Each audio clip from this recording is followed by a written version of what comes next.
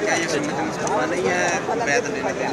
بیعت لینا ہے لیکن پیری مریدی نہیں ہے۔ نبی صلی اللہ علیہ وسلم کی جو بیعت تھی وہ نبی ہونے کی حیثیت سے تھی، رسول ہونے کی حیثیت سے تھی۔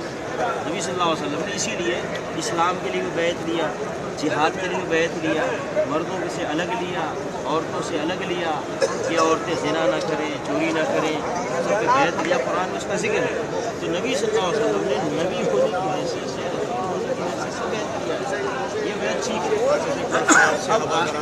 اب آگے جو ابوبکر صدیق رضی اللہ تعالیٰ عنہ نے بیعت لیا، ابوبکر صدیق رضی اللہ تعالیٰ عنہ نے بیعت لیا ہے خلیفہ رسول ہونے کی حیثیت سے، کہ نبی صلی اللہ علیہ وسلم کے بعد پورے اس مسلمانوں کی ذمہ داری کو ایک حاکم ہونے کی حیثیت سے انہوں نے اپنے ہاتھ میں لیا، بلکہ صحابہ نے دیا، صحابہ نے ان کو انتخاب کیا اور وہ خلیفہ مسلمین بنے۔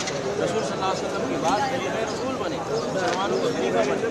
تو خلیفہ رسول کو بیعت لینے کی اجازت ہے، جیسے کہ ابوبکر صدیق نے، اور اس کے بعد پھر عمر فاروق رضی اللہ تعالیٰ عنہ نے، اس کے مکمل میں بتا رہا ہوں، اس کے بعد عمر فاروق رضی اللہ تعالیٰ نے لیا، پھر عثمان غنی رضی اللہ تعالیٰ عنہ، پھر علی رضی اللہ تعالیٰ عنہ، اس سارے جو لوگوں نے بیعت لیا ہے وہ مسلمانوں کے خلیفہ بنے، حاکم بنے۔ خلفائے راشدین تھے نا، ان کے بعد بتا رہا ہوں نا، یہ سب حاکم بنے۔ تو اسلام میں جو بیعت ہے وہ حاکموں کے لیے ہے، رسول صلی اللہ علیہ وسلم کے بعد حاکموں کے لیے، جو مسلمانوں کا حاکم بنے گا، ولی الامر بنے گا، سمجھ گئے، جو مسلمانوں کی دینی دنیاوی ذمہ داری جس کے ہاتھ میں ہوگی تو اس کے ہاتھ پہ قوم بیعت لے گی۔ اسی لیے آپ بخاری شریف مسلم شریف میں جائیں گے تو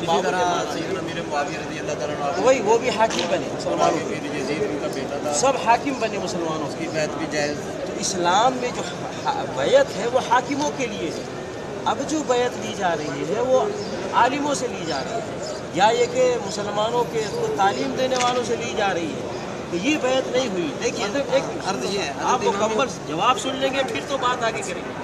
ٹھیک، تو حاکموں کے لیے بیعت ہے، عالموں کے لیے، استادوں کے لیے، بزرگوں کے لیے نہیں ہے۔ کیسے؟ جیسے صحابہ کرام میں عبداللہ بن عمر رضی اللہ تعالیٰ عنہ وہ تعلیم دینے والے تھے، عبداللہ بن مسعود رضی اللہ تعالیٰ عنہ تعلیم دینے والے تھے، ہے کہ نہیں؟ ابو ہریرہ رضی اللہ تعالیٰ عنہ تعلیم دینے والے تھے، انہوں نے بیعت نہیں لیا کسی سے۔ تو تعلیم لینے کے لیے بیعت نہیں لینا ہے نہ دینا ہے، سمجھ گئے؟ پہلی ایک بات یہ ہے۔ دوسری بات، ایک وقت میں ایک حاکم بیعت لے گا، ایک وقت میں ایک حاکم بیعت لے گا، دوسرا اگر بیعت لینے آئے گا تو اس کو قتل کر دیا جائے گا۔ یہ اسلام کا قانون اس کا فائدہ ہے۔ لیکن آج جو بیعت ہو رہا ہے وہ حاکم والا بیعت نہیں ہے، نہیں مکمل ہو جانا، بات نہیں مکمل نہیں ہوئی، میری بات مکمل نہیں ہوئی۔ آج کل کی جو بیعت ہے وہ حاکم کی بیعت نہیں ہے، آج کل کی بیعت ہے وہ ایک وقت میں ایک آدمی بیعت نہیں لے رہا ہے، اور آج کل جو بیعت ہو رہی ہے وہ صحابہ کرام والی بیعت نہیں ہے۔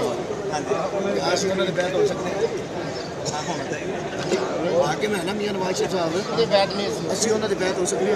نہیں ہو سکتی۔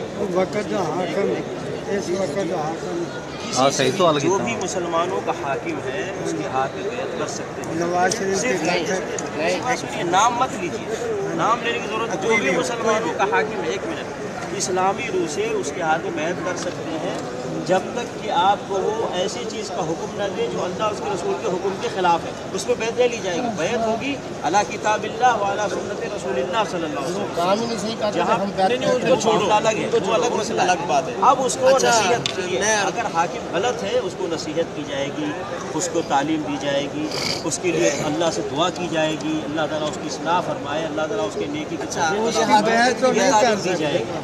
تو بہر کے اب یہ مسئلہ حاکموں کے لیے عالموں اور بزرگوں کے لیے بیعت اسلام میں نہیں ہے، اسی لیے مگر اس کی بیعت نہیں جائز۔ نواز شریف حاکم ہے مگر اس کی بیعت نہیں جائز۔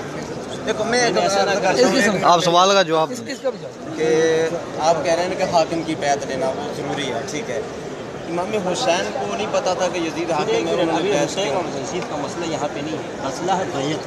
بیعت کے مسئلے اس کا سوال تو حسین رضی اللہ عنہ اور یزید رحمہ اللہ کی بات نہیں چل رہی ہے، یہاں بات چل رہی ہے، ایک منٹ، بات چل رہی ہے